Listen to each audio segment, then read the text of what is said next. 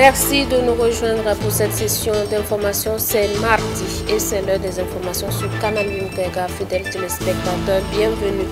23 septembre, journée internationale des langues et des signes. Le CEFIS a célébré donc la journée à travers une série d'activités réunissant associations de sourds, interprètes et autorités. Un élément à suivre dans ce journal. Une fois de plus, bienvenue. Avant cette célébration, nous parlons de la 80e Assemblée générale de l'ONU où le Premier ministre Rim Talba Jean-Emmanuel Ouédraogo a reçu en audience hier lundi 22 septembre 2025 son Excellence Théodoro Nguema Obiang Mangué, vice-président de la Guinée équatoriale. Au terme de cette rencontre, le ministre des Affaires étrangères, de la coopération régionale et des Burkinabés de l'extérieur revient sur le contenu des échanges. Il s'agissait pour les deux chefs de gouvernement de passer en revue la coopération entre le Burkina Faso et la Guinée équatoriale et de s'accorder sur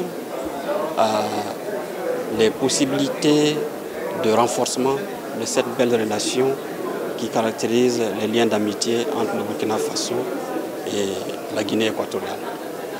Le camarade Premier ministre a saisi l'opportunité pour apprécier l'élan qui caractérise nos relations.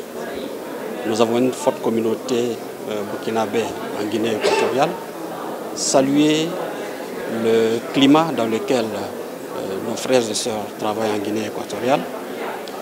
Et les deux chefs de délégation se sont aussi accordés à ce que nous puissions travailler dans l'urgence à tenir des consultations bilatérales, notamment les commissions mixtes de coopération, pour faire en sorte que nous puissions, au-delà du cadre politique, travailler à donner un contenu opérationnel à cette belle coopération.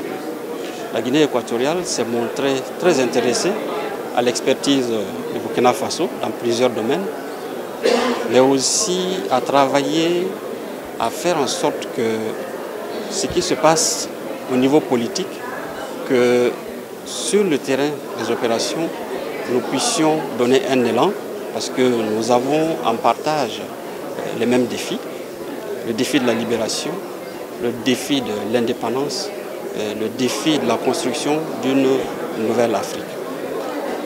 Le camarade Premier ministre a saisi l'opportunité pour rappeler à la partie équato-guinéenne l'ambition du Burkina Faso d'organiser des journées économiques, ce qui a été très bien apprécié par la partie équato-guinéenne.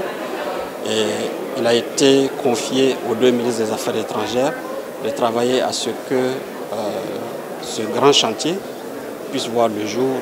Toujours les échos de cette Assemblée générale, 80e anniversaire de l'ONU, une commémoration empreinte de mémoire et de vision. Le Premier ministre, chef du gouvernement, a pris part ce lundi à la réunion de haut niveau consacrée à la célébration du 80e anniversaire de l'Organisation des Nations Unies. L'événement a réuni des représentants des États membres autour de la mémoire et de l'avenir de l'institution multilatérale. Habibala Bourema nous en dit plus. Nations Unies, ça rime avec construction de la paix mondiale, de la solidarité internationale. Et donc notre présence ici, c'est d'abord de participer à ce concert-là.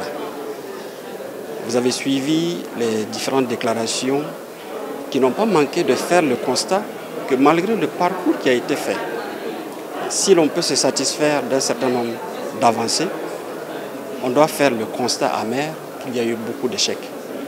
Et le constat de ces échecs et l'analyse objective de tout ce qui est lié, ça vient aussi des discours que nos pays apportent. Donc nous sommes là pour porter la voix de son Excellence le président du Faso, la voix de la rupture, la voix d'un pays qui veut s'affranchir des chaînes qui l'ont longtemps aliéné, mais aussi porter le discours d'un pays qui assume ses capacités, qui assume ses limites et qui veut avancer, qui veut avoir son mot à dire dans le discours des nations. Le Burkina Faso a été un pays contributeur. Jusqu'à présent, nous sommes le premier pays contributeur au niveau des gardes de sécurité pénitentiaire. Le Burkina Faso est en tête de liste et nous avons aussi participé à beaucoup d'opérations de maintien de la paix. Ce qui veut dire que nous sommes un acteur important, clé, dans la construction de la paix mondiale, de la solidarité. Nous avons aussi une expertise qui est très bien appréciée au niveau de la réflexion globale sur les stratégies de développement. Il y a plusieurs pays dans le monde. Il est important que nous puissions apporter notre voix. Il est important que nous puissions corriger les discours tronqués. Il est important que nous puissions détruire les clichés qui nous confinent. Et il est important que nous puissions bâtir de nouvelles relations. Voilà donc, ce sont les propos du ministre en charge des Affaires étrangères.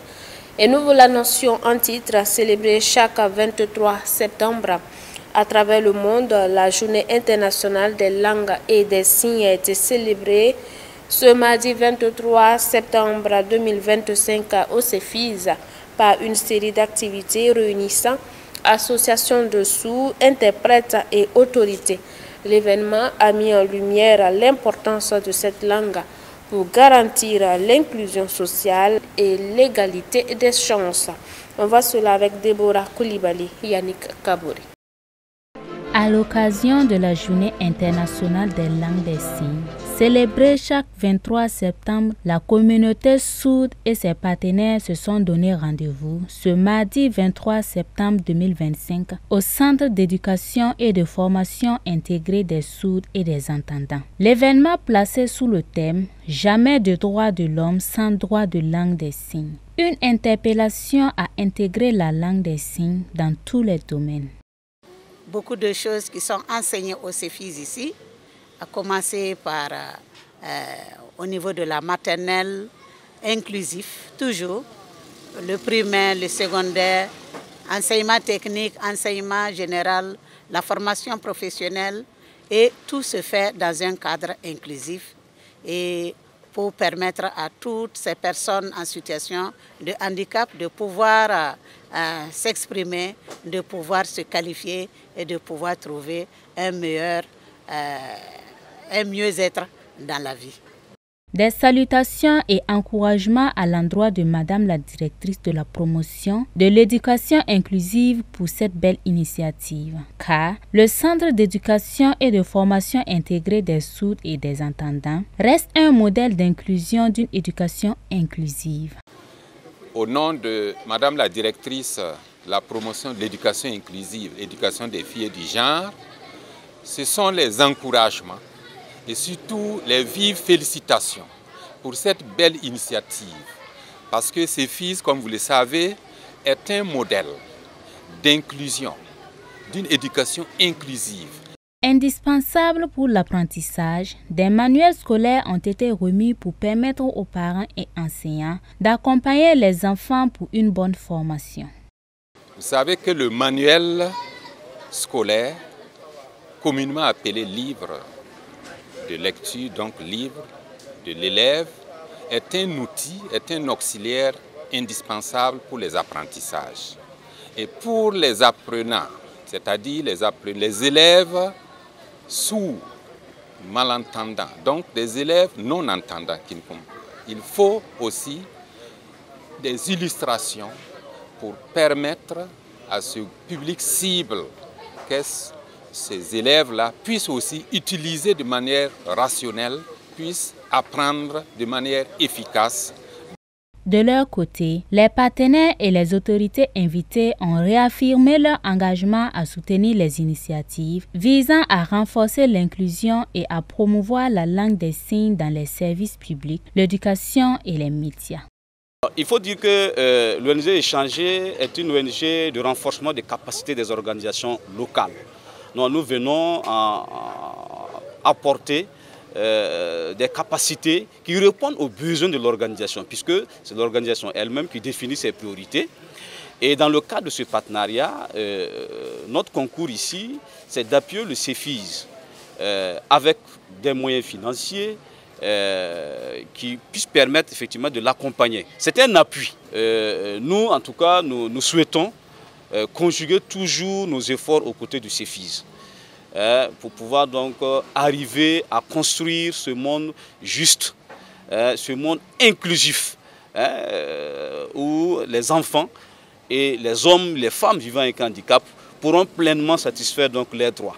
Cette journée aura été l'occasion de rappeler que la langue des signes n'est pas une barrière, mais un pont vers une société plus juste et solidaire, où chaque citoyen peut s'exprimer et être entendu. Une autre cérémonie, nous en parlons dans cette édition. Il s'agit donc de la cérémonie de retraite du pasteur André Kumbem de l'église des Assemblées de Dieu, Jéhovah Jireh de Watinoma, qui a décidé de se retirer et de passer la main à une autre personne. On voit cela avec Antoinette Bénon, Gédon Tabsaba. 37 ans d'engagement, de dévouement, aussi de grâce à servir le Seigneur. Faire une pause est plus que nécessaire. C'est avec reconnaissance et action de grâce que le pasteur principal André Kumbem de l'église des Assemblées de Dieu Jéhovah Jireh de Watinoma part à la retraite après toutes ces années de consécration au Seigneur. Également, passer la main à un autre pour de nouvelles visions pour l'agrandissement du royaume de Dieu. La cérémonie de retraite s'est déroulée le samedi 13 septembre à Ouagadougou. 37 ans de service, on n'est plus efficace. Il faut céder la place à d'autres personnes qui vont venir avec de nouvelles idées. Sinon, physiquement, je suis fatigué et même techniquement, on commence à être dépassé avec cette génération. Donc, c'est pour cela qu'il faut prendre la retraite. Le message que j'ai à donner à l'Église, c'est de s'attacher à Dieu. Parce que quand on considère tout ce qui se passe, un jour on dit il est mort. Mais il est mort s'il n'a rien fait pour Dieu, s'il ne s'est pas attaché à Dieu. Devant là, qu'est-ce qu'il va dire à Dieu?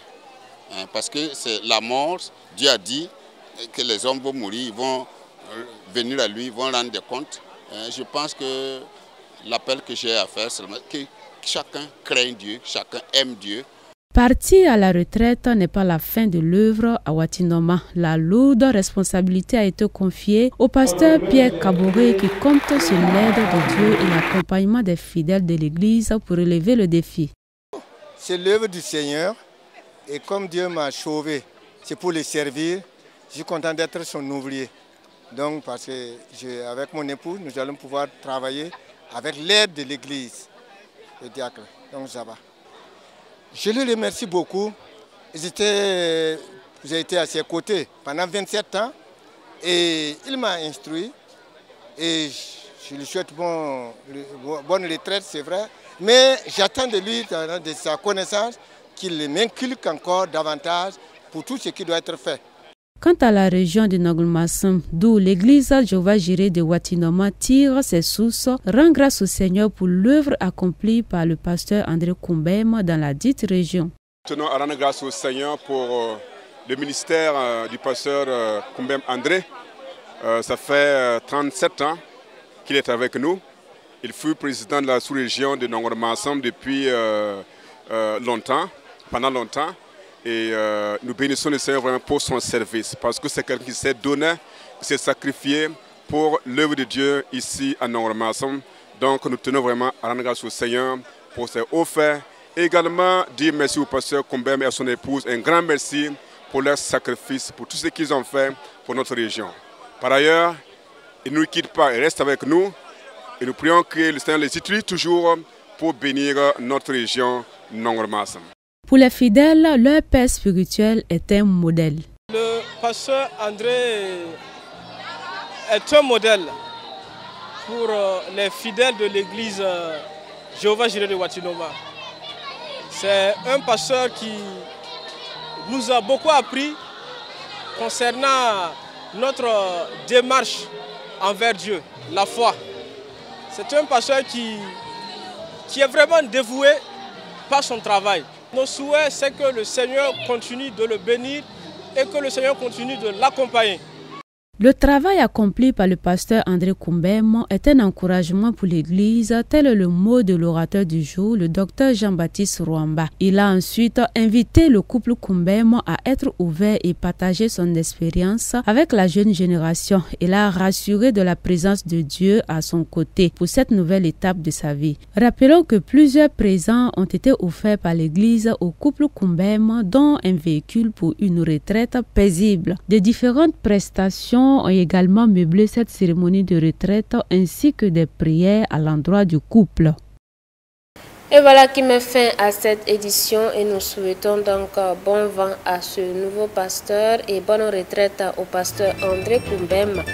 Demeurez bénis en Christ Jésus. Vous nous avez reçus depuis Bama, c'est dans l'ouest du Burkina Faso.